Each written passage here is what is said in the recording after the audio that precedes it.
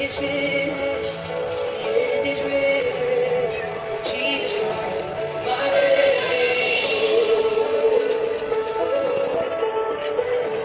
imagine so great and mercy, a heart with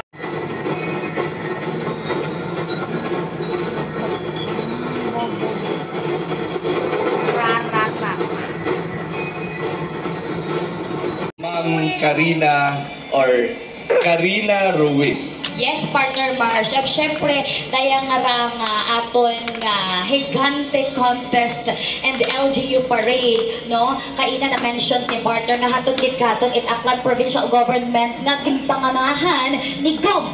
Joel Miraflores. Yan, so siyempre, aton nga next higante. Hello mga mi! Welcome na naman sa panibagong araw. Boy ko, bilang sa full-time ma'am. For today's mini vlog lang mga mi. Tara na, samahan nyo ako sa aking ganap for today bilang isang full-time mom. So ito na mga mi, nagmarinate ako kanina ng chicken, whole chicken. Yes po, whole chicken ang aking minarinate. Ito nga at aming brunch meal na ito. Tanghalian at hapunan na namin ito mga mi. So ayan ang minarinate ko kanina. Nilagyan ko na rin yan ng lemongrass, garlic, onion, turmeric, of course, paminta, at iba pang pampalasa. So, nasa loob na yung turmeric, lemongrass, at yung mga pampalasa natin mga mi. Tinahi-tahi ko na rin yan tiyan niya. At ready to salang na siya mga mi.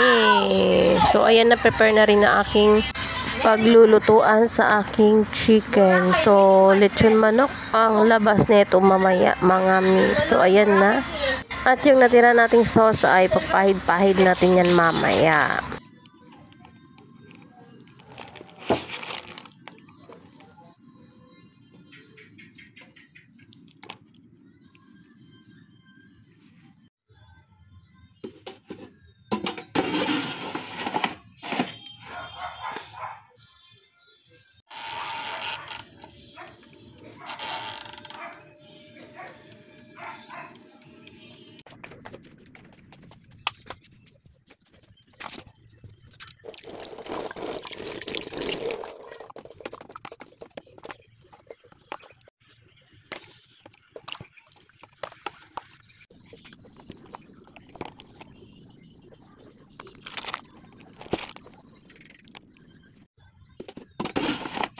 Ayan na, at iset na natin sa 25 minutes mga me.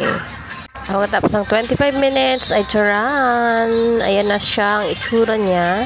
Pero ibalik pa rin natin yan for another 25 minutes.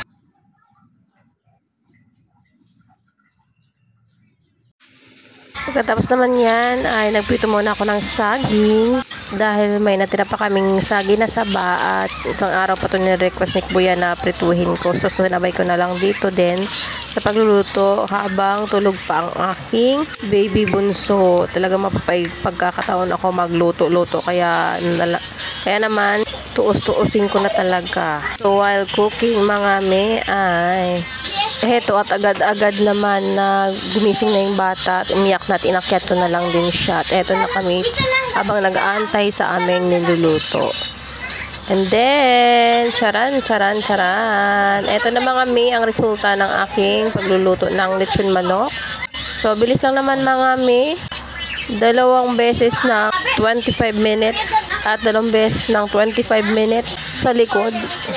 O, ayan ang aking paggawa. Ulitin ulit natin para naman makita nyo at ayan na naman. Eto na mga me, ang niluto ko kanina. Ayan. And then, nag-fry din ako ng french fries. So, ayan, 3 aming pagkain. So, that's it for today mga me. Thank you for watching. God bless!